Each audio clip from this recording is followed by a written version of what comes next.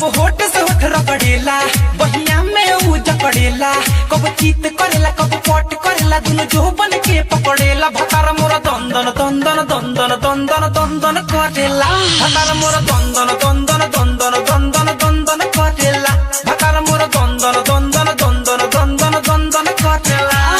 कब होठ से होठ रगड़ेला बहिया में ऊ जकड़ेला कब चीत करेला कब पट करेला दुनु जो बन के पकड़ेला भतार मोरा दंदन दंदन दंदन दंदन दंदन करेला भतार मोरा दंदन